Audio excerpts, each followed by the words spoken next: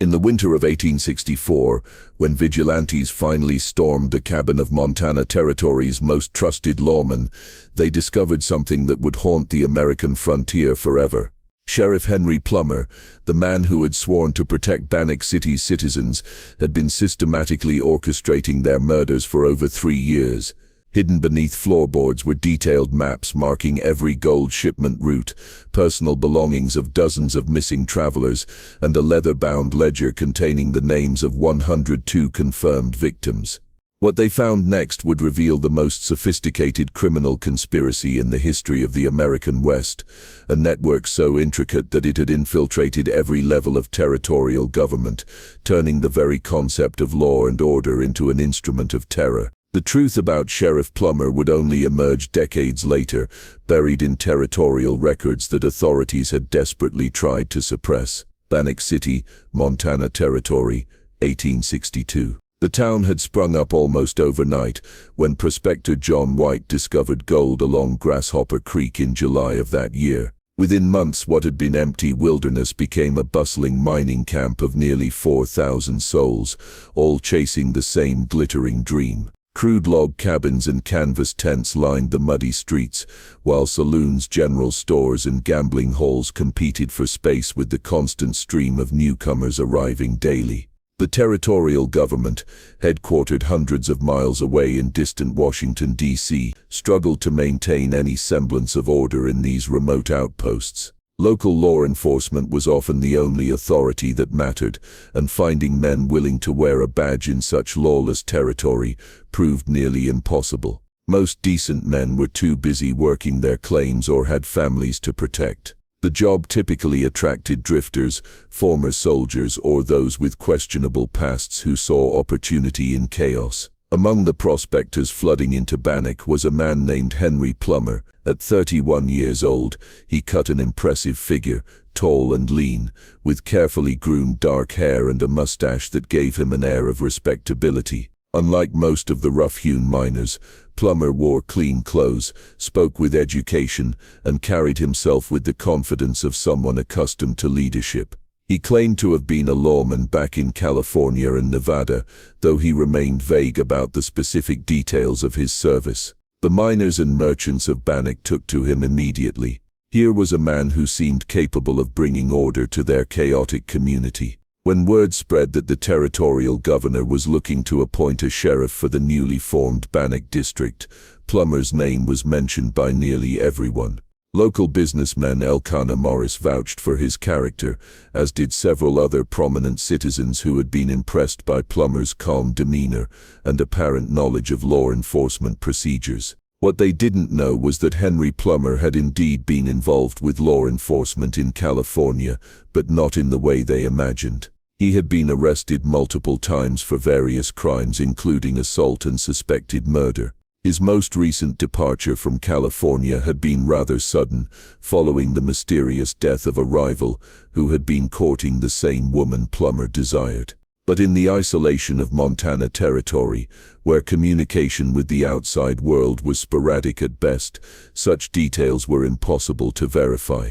The gold strikes in the region had created a perfect storm of opportunity and vulnerability. Every week, successful miners would make the dangerous journey to Salt Lake City or other established towns to deposit their gold or purchase supplies. These men carried their fortunes in leather pouches and saddlebags, traveling through hundreds of miles of wilderness on routes that were predictable out of necessity.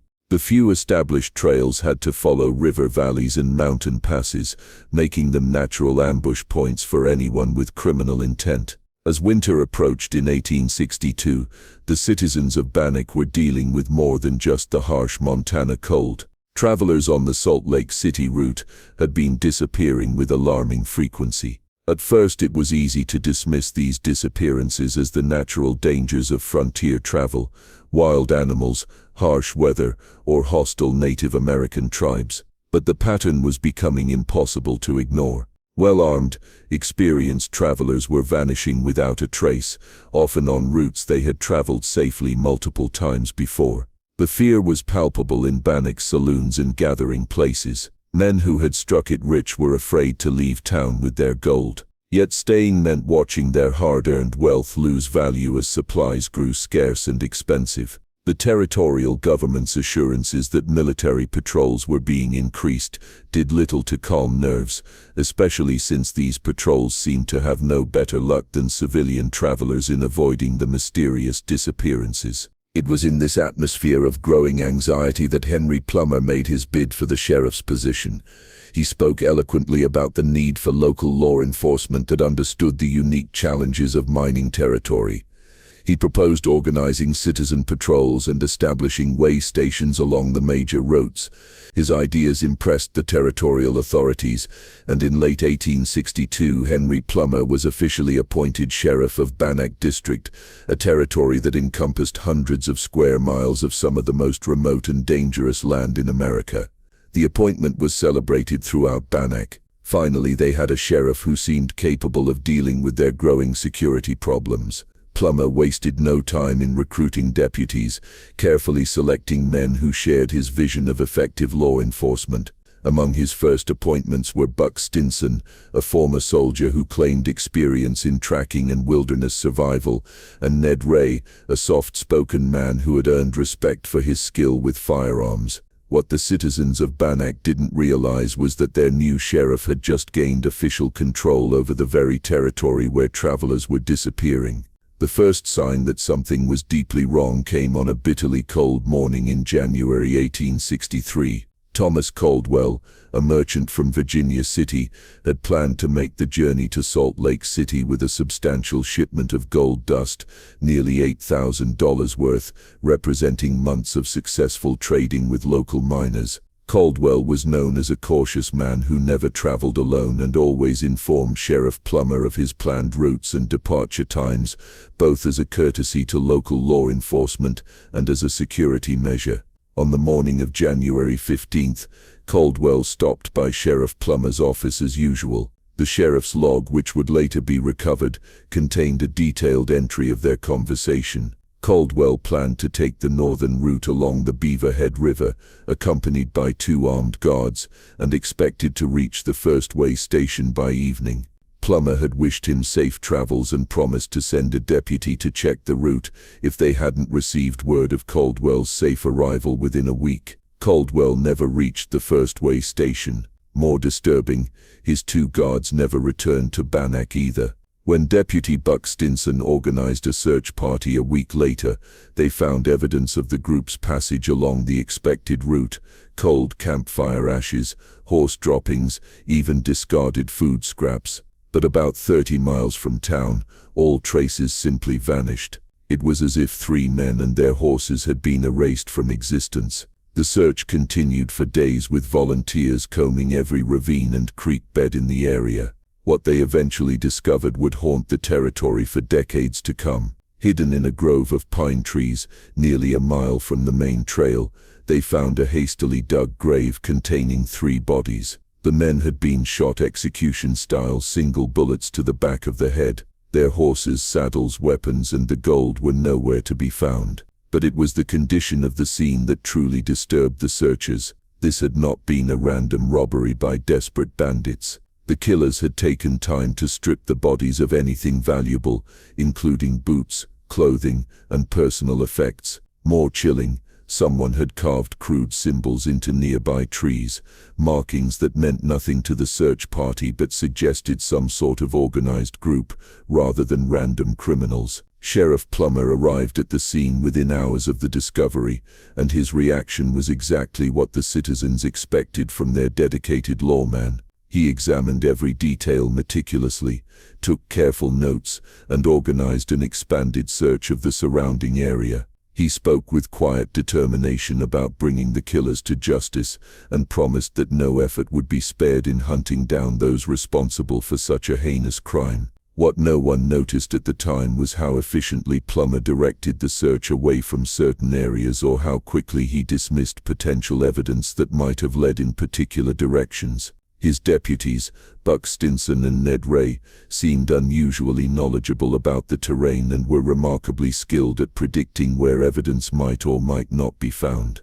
The discovery of Caldwell's murder sent shockwaves through Bannack and the surrounding mining camps. If 3 well-armed men could be ambushed and killed so efficiently, what hope did anyone have of safe travel? The killers had demonstrated not only ruthless efficiency but also detailed knowledge of travel routes and timing. This wasn't the work of opportunistic criminals. It suggested planning, coordination, and inside information. Sheriff Plummer called a town meeting the following Sunday at the Methodist Church, the only building large enough to accommodate the crowd. Standing before the assembled citizens, he painted a grim picture of the challenges they faced. The territory was vast and sparsely populated, making it nearly impossible to patrol effectively. The killers clearly had experience and organization, suggesting they might be former soldiers or experienced frontiersmen rather than common criminals. But Plummer also offered hope. He proposed expanding his deputy force and establishing a network of informants among the local population. He suggested that merchants coordinate their travel schedules to move in larger, better protected groups. Most importantly, he emphasized the need for complete cooperation between citizens and law enforcement. Any suspicious activity, any strangers asking unusual questions, any information that might help identify the criminals should be reported immediately. The citizens left that meeting feeling reassured that their sheriff was taking decisive action. What they couldn't have known was that Henry Plummer was indeed taking decisive action to ensure that his criminal enterprise would continue to operate with maximum efficiency and minimal risk of discovery. Over the following weeks, as winter tightened its grip on Montana territory, the disappearances continued with terrifying regularity. But now there was a pattern that began to emerge to anyone paying careful attention. The victims were almost always men known to be carrying significant amounts of gold. They were traveling routes that had been previously safe, and in almost every case, Sheriff Plummer or one of his deputies had been informed of the travel plans in advance. By spring of 1863, the situation in Bannack had deteriorated beyond anything the original settlers could have imagined. What had begun as isolated incidents of highway robbery had evolved into something far more systematic and terrifying. The territorial governor's office in distant Washington, D.C., began receiving increasingly desperate letters from Montana citizens begging for federal intervention and additional military protection. The fear was changing the very nature of life in the mining camps. Men who had struck it rich were afraid to leave with their gold, creating an artificial scarcity of currency and driving up prices for basic supplies. Some miners began melting their gold dust into crude ingots and hiding them in increasingly elaborate caches rather than risk the journey to established banks. Others simply abandoned their claims altogether, preferring poverty in safer territories to wealth that couldn't be safely transported. Sheriff Plummer seemed to thrive in this atmosphere of crisis. He worked tirelessly, often spending days in the saddle pursuing leads and investigating reports of suspicious activity. His dedication impressed even the most skeptical citizens. When territorial officials visited Bannack to assess the situation, they found a lawman who appeared to be doing everything humanly possible under impossible circumstances. What they were actually witnessing was a masterpiece of criminal deception. Plummer's tireless investigations were actually reconnaissance missions, gathering intelligence on potential victims and refining the routes and methods used by his gang. His expanded network of informants were criminals providing him with detailed information about gold shipments, travel plans, and the personal habits of wealthy miners. The genius of Plummer's operation lay not just in its scope but in its legitimacy. As sheriff, he had legal authority to question travelers about their destinations and cargo. He could requisition supplies, deputize additional men, and coordinate with other law enforcement agencies across the territory. Most crucially, he was responsible for investigating the very crimes he was orchestrating, allowing him to misdirect suspicion and eliminate evidence. But even the most carefully planned criminal enterprise creates loose ends, and by summer of 1863, those loose ends were beginning to accumulate. The problem was that Plummer's gang had grown too large and too successful. What had started as a small group of disciplined criminals had expanded to include dozens of men operating across hundreds of square miles. Managing such an organization required constant communication, coordination, and discipline, all of which became increasingly difficult as the body count rose. The first crack in Plummer's facade appeared in July 1863 when a wounded man stumbled into Virginia City with an incredible story. James Romaine, a trader from Salt Lake City, had been traveling with two companions when they were ambushed near Beaver Head Rock. His companions had been killed instantly, but Romaine had been shot in the shoulder and had fallen from his horse into a creek bed where he remained hidden, while the attackers searched for survivors. What made Romaine's account different from previous attacks was the detail he could provide about his attackers. He had recognized one of them, a man named George Ives, who was known around the mining camps as one of Sheriff Plummer's most trusted informants. More disturbing, Romaine had overheard fragments of conversation that suggested this was not a random robbery, but part of a larger organized operation. When word of Romaine's testimony reached Bannack, Sheriff Plummer moved quickly to investigate. He interviewed Romaine personally, taking careful notes and promising a thorough investigation. Publicly, he expressed shock and concern that one of his informants might be involved in criminal activity. He immediately issued a warrant for George Ives and organized a manhunt that continued for weeks. What Plummer was actually doing was damage control. George Ives had violated the cardinal rule of their operation by allowing a witness to survive. The manhunt was real, but its purpose was not to bring Ives to justice. It was to find him before other law enforcement agencies could capture him alive. A captured George Ives represented an existential threat to the entire organization. The chase for George Ives became a territory-wide sensation, with rewards posted and volunteer posses forming in every mining camp. For 3 months, Ives managed to evade capture, apparently aided by a network of sympathizers and safe houses that stretched across Montana territory. The longer the chase continued, the more questions arose about how a known criminal could remain at large in such a sparsely populated region. The questions became more pointed when other suspicious incidents began to receive closer scrutiny. Merchants and miners started comparing notes about their interactions with Sheriff Plummer and his deputies. Patterns emerged that hadn't been visible before: the sheriff's unusual interest in travel plans, the convenient absence of his deputies during certain attacks, the remarkable lack of progress in solving any of the highway robberies, despite the sheriff's apparent dedication to the task. The situation reached a critical point in October 1863 when a group of Virginia City businessmen led by merchant William Palmer decided to take matters into their own hands. They had lost too much money and too many friends to continue relying on official law enforcement. They quietly began organizing what they called a committee of vigilance, citizens who would investigate and, if necessary, dispense justice when official channels had failed.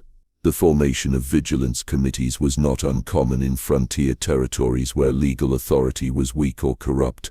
What made the Virginia City Committee different was the caliber of men who joined and the methodical approach they took to their investigation. These were not angry mobs seeking revenge, but educated, successful businessmen who understood the importance of evidence and due process, even when operating outside official legal channels. Palmer and his associates began their investigation with the one advantage that Sheriff Plummer didn't know they possessed: they suspected him. Instead of reporting their findings to local law enforcement, they quietly gathered evidence and built a case using methods that Plummer couldn't monitor or control. They interviewed survivors like James Romaine again, but this time without the sheriff's knowledge. They compared notes from different attacks, looking for patterns that suggested inside knowledge or coordination. What they discovered was far worse than simple corruption or incompetence. The Virginia City Committee of Vigilance spent months building their case with the methodical precision of experienced prosecutors. Led by William Palmer and businessman Wilbur Sanders, a lawyer who had recently arrived from Ohio, they understood that accusations against a sitting sheriff required overwhelming evidence. What they uncovered was a criminal conspiracy that defied belief in both its scope and its audacity. The breakthrough came in November 1863, when committee member John Bozeman managed to capture Red Yeager, a known associate of George Ives who had been wanted for questioning in several attacks. Unlike previous captures that had been handled by Sheriff Plummer's office, Yeager was held in secret by the Vigilance Committee and interrogated using methods that were both more sophisticated and more direct than official police procedures of the time. Under intense questioning, Red Yeager revealed information that transformed the committee's understanding of what they were facing.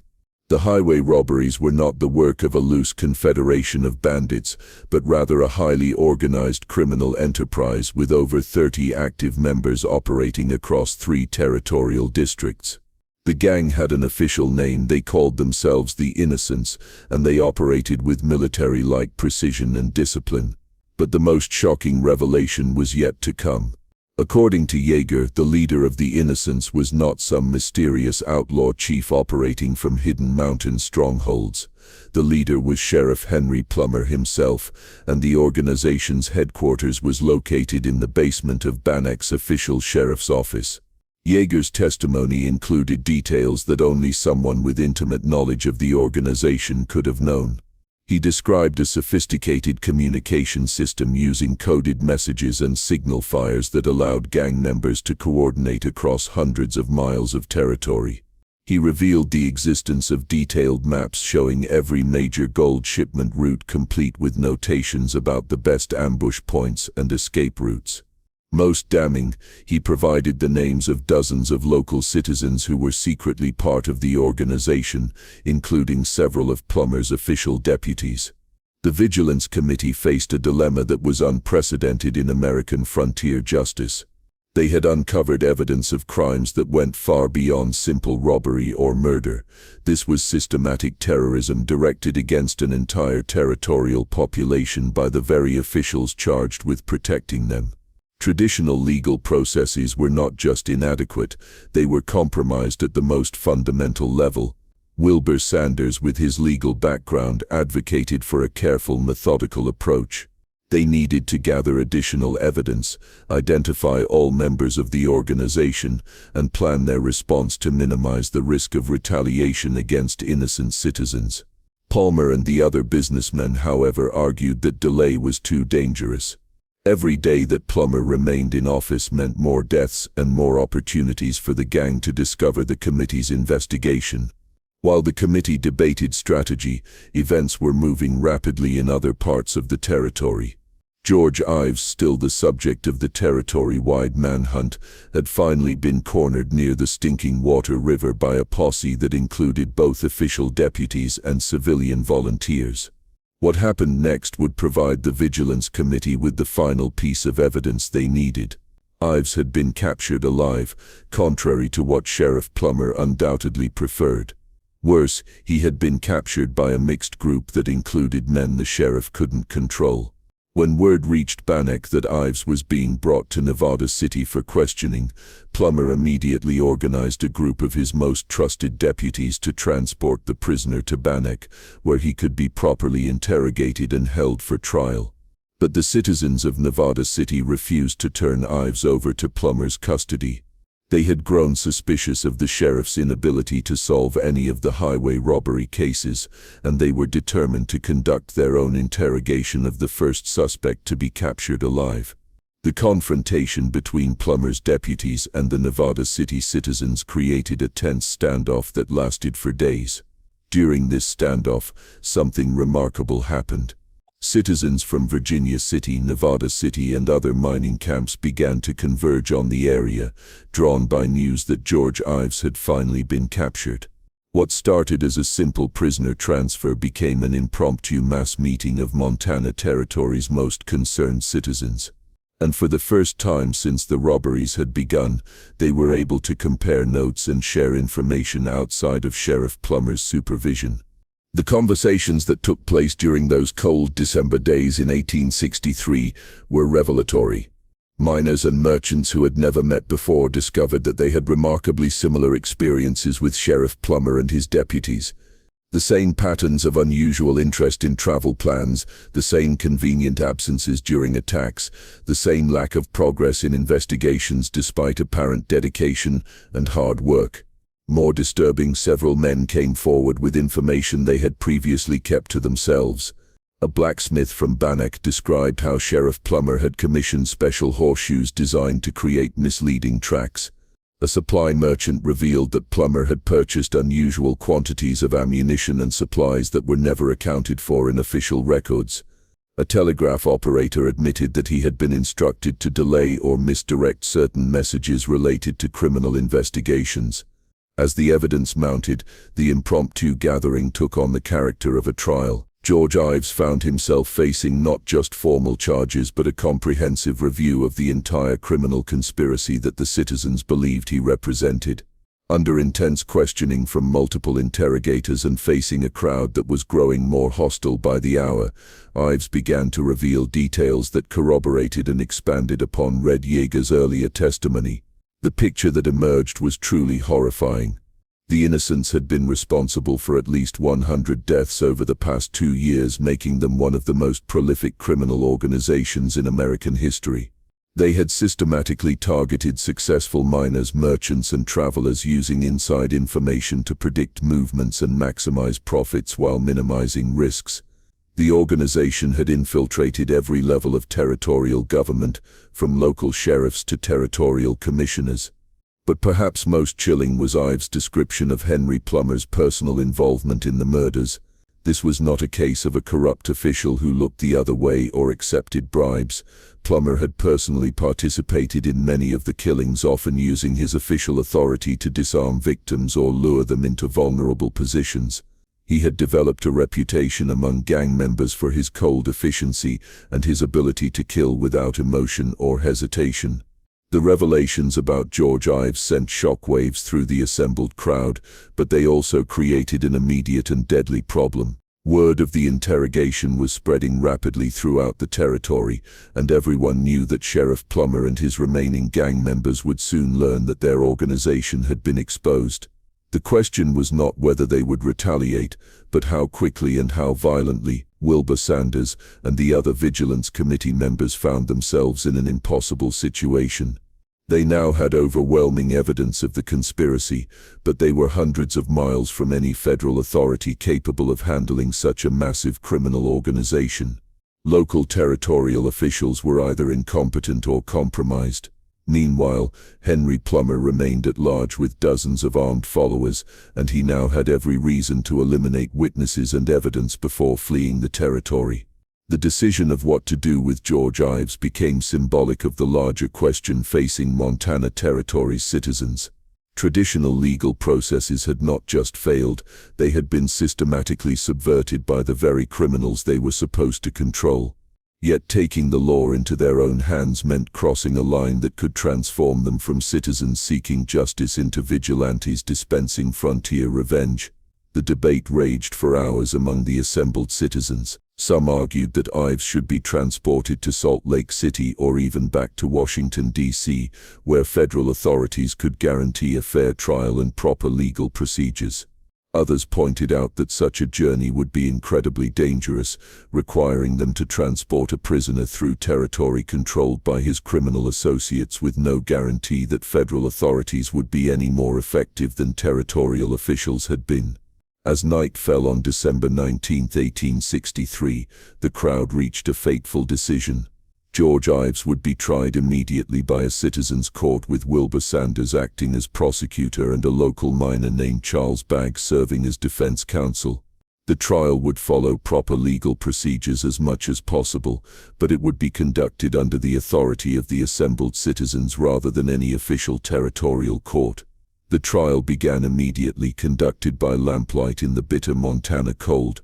Sanders methodically presented the evidence that had been gathered over months of investigation, supplemented by Ives' own admissions and the testimony of Red Yeager and other captured gang members. The prosecution's case was overwhelming, not just for the specific crimes Ives was charged with, but for his participation in a criminal conspiracy that had terrorized the entire territory.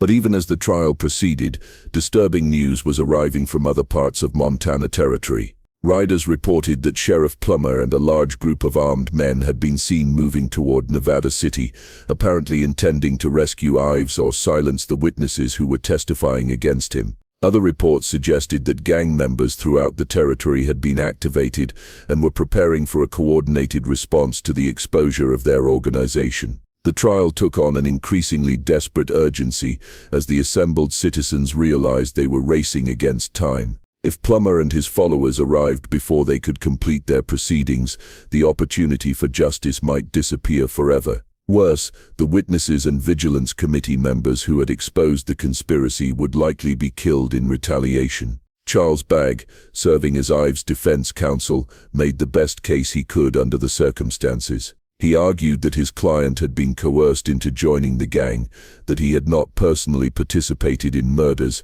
and that the proper venue for such serious charges was a federal court with full legal protections. But the evidence against Ives was simply too overwhelming, and the immediate danger to the community too urgent. As dawn broke on December 21, 1863, the Citizens' Court reached its verdict. George Ives was found guilty of multiple counts of murder and robbery, and the sentence was death by hanging.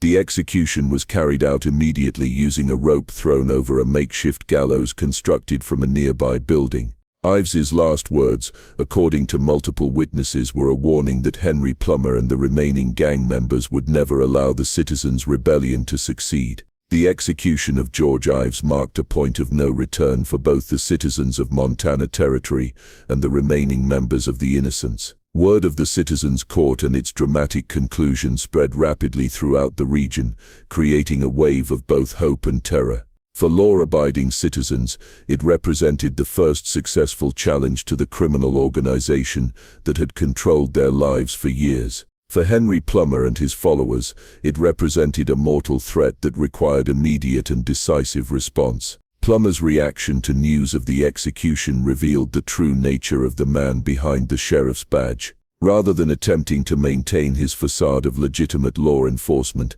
he abandoned all pretense and activated his entire criminal network for what amounted to open warfare against Montana Territory citizens. The mask had finally been torn away, revealing the cold-blooded killer who had hidden behind a badge for so long. Reports began flooding in from across the territory of armed groups, conducting what could only be described as terrorism against civilian populations. Isolated farms were burned, mining camps were raided, and anyone suspected of supporting the Vigilance Committee was targeted for intimidation or worse. Plummer had transformed his criminal organization from a secretive conspiracy into an army of occupation attempting to crush citizen resistance through fear and violence. But the citizens of Montana Territory had crossed their own point of no return. The success of the George Ives trial had proven that organized resistance to the Innocents was possible. More importantly, it had exposed the full scope of the criminal conspiracy and identified many of its key members. There could be no going back to the old system of ineffective law enforcement and murdered travelers. The stage was set for a final confrontation that would determine whether Montana Territory would be governed by law or by criminal terror. The final phase of the confrontation between Montana Territory citizens and Henry Plummer's criminal empire began on a frigid morning in early January 1864. Acting on intelligence gathered from captured gang members, the Vigilance Committee had identified the locations where Plummer and his key lieutenants were likely to be found. But apprehending a sitting sheriff and his deputies required careful coordination and overwhelming force. Any mistake could result in the criminals escaping justice or worse, successfully intimidating the citizens back into submission. Wilbur Sanders and William Palmer had spent weeks planning what they called the final accounting. They had divided the remaining gang members into three categories: those who could be captured alive for trial, those who represented such a threat that immediate action was necessary, and those who might be allowed to flee the territory if they abandoned their criminal activities. The goal was not vengeance but the complete dismantling of the Innocents as a functional organization. The first target was Buck Stinson, one of Plummer's most trusted deputies and a man who had personally participated in dozens of murders. Stinson was known to frequent a cabin near Bannack, where he conducted unofficial business away from the sheriff's office. On the morning of January 10, 1864, a group of 20 vigilantes surrounded the cabin just before dawn. What they found inside provided final confirmation of the conspiracy's scope and Henry Plummer's personal involvement. The cabin served as a communication center and armory for the gang, containing maps of every major travel route in the territory, marked with symbols indicating successful attacks. More damning were Plummer's personal correspondence files, including detailed letters coordinating attacks with gang members as far away as Utah Territory, and detailed financial records showing how profits from robberies were distributed among organization members. But the most chilling discovery was Plummer's personal journal, written in his own careful handwriting. The entries dated back to his arrival in Montana Territory and described not just his criminal activities, but his psychological attitude toward them. Plummer wrote about his victims with cold detachment, referring to them as problems to be solved and obstacles to progress. He described the challenge of maintaining his legitimate facade while orchestrating murders, expressing satisfaction at his ability to fool the very citizens he was systematically robbing and killing. The journal entries revealed a man who was not just a criminal but a sociopath who took genuine pleasure in the elaborate deception he had maintained. He wrote extensively about the irony of citizens coming to him for protection from crimes he was committing, and he expressed particular satisfaction in personally investigating murders he had orchestrated. The final entries, written just weeks before his exposure, showed increasing paranoia and plans for eliminating witnesses and fleeing to Mexico with his accumulated wealth. Buck Stinson offered no resistance when confronted with this evidence. Like George Ives before him, he seemed to understand that the citizens' patience had been exhausted and that traditional legal protections no longer applied.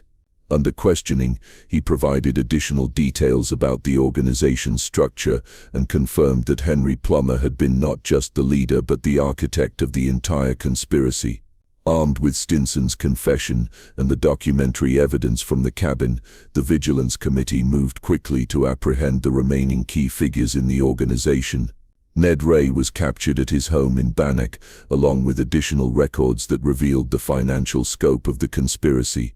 Over the previous 2 years, the Innocents had stolen an estimated $500,000 in gold and currency, an enormous sum that represented the life savings of hundreds of murdered victims. But Henry Plummer himself remained at large, and capturing him alive posed unique challenges. As a sitting sheriff, he retained some degree of official authority and could potentially rally support from territorial officials who were unaware of his criminal activities. More importantly, he was known to be heavily armed, extremely dangerous, and desperate enough to fight to the death rather than face capture and inevitable execution. The manhunt for Sheriff Plummer became the largest law enforcement operation in Montana Territory's history, involving over 100 citizens and covering thousands of square miles. Unlike previous searches that Plummer had controlled and misdirected, this operation was coordinated by men who understood his methods and psychology. They anticipated his likely escape routes, identified his remaining allies, and moved systematically to close off every avenue of escape. The final confrontation came on January 14, 1864, at a ranch house 20 miles south of Bannack, where Plummer had taken refuge with the last group of loyal gang members. Surrounded and outnumbered, Plummer attempted to negotiate, offering to provide information about buried treasure and gang members who had escaped to other territories in exchange for safe passage to Mexico. The vigilante leaders rejected his offers. Too many people had died, too many families had been destroyed, and too much trust had been betrayed for any compromise to be acceptable. Henry Plummer had forfeited any claim to mercy through the systematic cruelty of his actions and the elaborate deception he had maintained while committing them. When the shooting began, it was brief and decisive. Plummer and his remaining followers were killed in a firefight that lasted less than 10 minutes. The man who had terrorized Montana Territory for over 2 years died clutching a bag of gold dust that had belonged to one of his early victims, a merchant from Virginia City, whose family had never learned what happened to him. In the aftermath of the battle, searchers found additional evidence that revealed the full horror of Plummer's crimes. Hidden in the ranch house were personal belongings from dozens of victims, wedding rings, family photographs, letters from loved ones, and other items that had no monetary value but represented lives destroyed by senseless greed. The psychological impact on the searchers was profound. Many had lost friends or relatives to the innocents without ever knowing their fate. The death of Henry Plummer and the destruction of the innocents marked the end of the most systematic criminal conspiracy in the history of the American frontier. Over the following weeks, vigilante groups throughout Montana Territory rounded up the remaining gang members, conducting citizen trials and executions that eliminated the organization as a functioning entity. By March of 1864, the last known member of the Innocents had either been executed, imprisoned, or driven from the territory. The immediate impact on Montana Territory was transformative. For the first time in over 2 years, merchants and miners could travel the major routes without fear of robbery and murder. Gold shipments that had been impossible became routine, allowing the mining economy to flourish and bringing prosperity to communities that had been living under siege. The psychological relief was equally important. Citizens could finally live without the constant fear that had pervaded every aspect of their daily lives. But the legacy of Henry Plummer's crimes extended far beyond their immediate impact on Montana Territory. The revelation that a sitting sheriff had systematically murdered over 100 citizens while maintaining a facade of dedicated law enforcement sent shockwaves throughout the American West. It demonstrated the vulnerability of frontier communities to organized criminal conspiracies and highlighted the inadequacy of existing legal and law enforcement systems in sparsely populated territories. The vigilante movement that destroyed the innocents also established important precedents for frontier justice that would influence law enforcement throughout the American West for decades to come. The Montana Vigilantes, as they became known, had demonstrated that organized citizen action could succeed where official law enforcement had failed. But they had also raised troubling questions about the relationship between legal authority and popular justice. The methods used by the Vigilance Committee were controversial even at the time.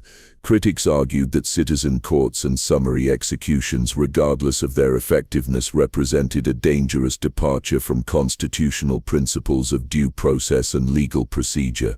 Supporters countered that extraordinary circumstances required extraordinary measures and that traditional legal systems had proven inadequate to deal with the unique challenges of frontier criminal organizations. The debate over vigilante justice became particularly intense when the full scope of territorial government corruption was revealed. Investigation of records seized from the innocents revealed that Henry Plummer's conspiracy had extended far beyond his immediate gang members. Territorial commissioners, federal appointees, and other officials had either been compromised through bribery or intimidation or had been willfully negligent in their duties. The citizens of Montana Territory had been abandoned by every level of official authority, leaving them with no choice but to take justice into their own hands. Wilbur Sanders, who had served as prosecutor in many of the vigilante trials, later defended the committee's actions in testimony before territorial and federal authorities. He argued that the vigilantes had acted with restraint and had followed legal procedures as much as possible under the circumstances. The evidence against the gang members had been overwhelming. The threat to public safety had been immediate and severe, and official law enforcement had been not just inadequate but actively criminal. The financial investigation that followed the destruction of the innocents revealed the true scale of their criminal enterprise. Recovery efforts located numerous caches of stolen gold and currency hidden throughout the territory, representing only a fraction of what had been stolen over the years. Most of the wealth accumulated through robbery and murder had already been spent or transferred to accomplices in other territories, leaving the victims' families with little hope of recovering their losses. Perhaps more disturbing than the financial losses were the human costs that could never be repaired. The investigation identified at least 102 confirmed victims of the innocents, but territorial records suggested the actual number might have been significantly higher. Entire families had been wiped out, businesses destroyed, and communities traumatized by years of systematic terrorism. The psychological scars left by Plummer's reign of terror would affect Montana Territory for generations. The case also revealed the sophisticated methods that organized criminals could use to infiltrate and subvert frontier law enforcement.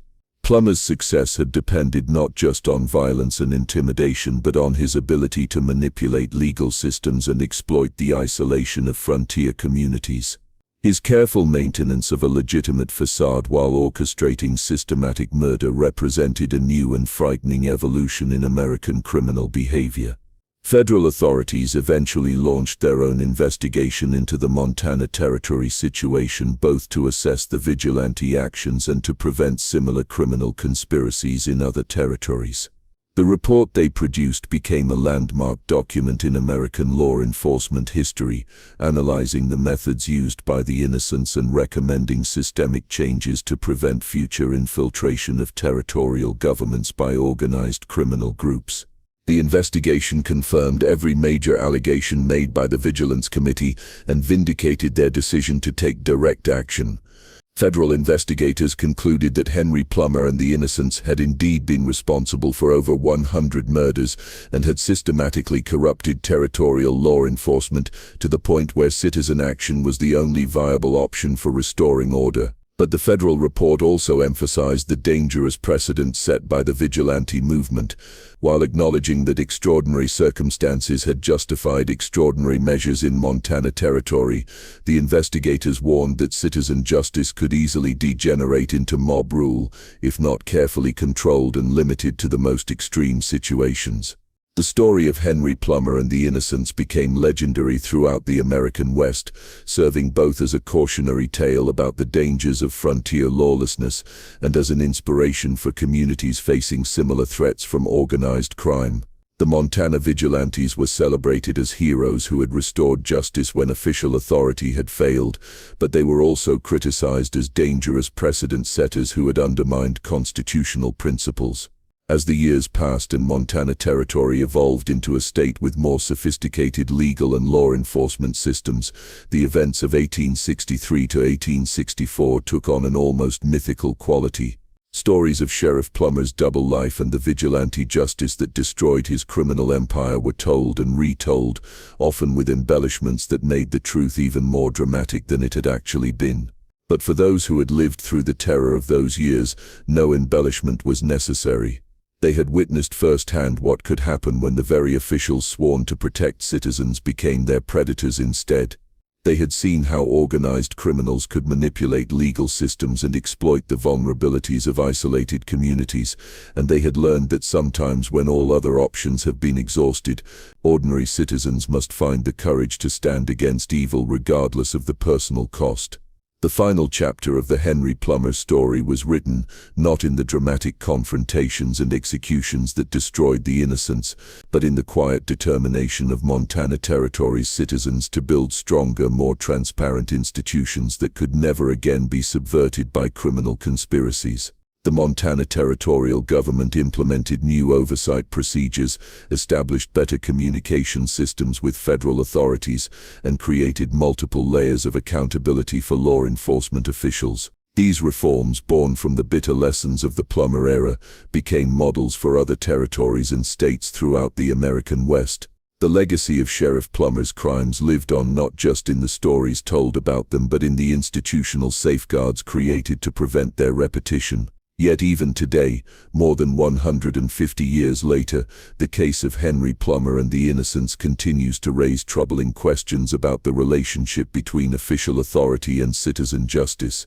In an era of increasing skepticism about law enforcement and government institutions, the story resonates with contemporary concerns about corruption, accountability, and the limits of legal systems. The citizens of Montana Territory in 1864 faced a choice that no democratic society should have to make, between accepting systematic criminal terrorism and taking the law into their own hands. The fact that they chose vigilante justice and succeeded in destroying their oppressors does not make that choice any less tragic or any less dangerous as a precedent.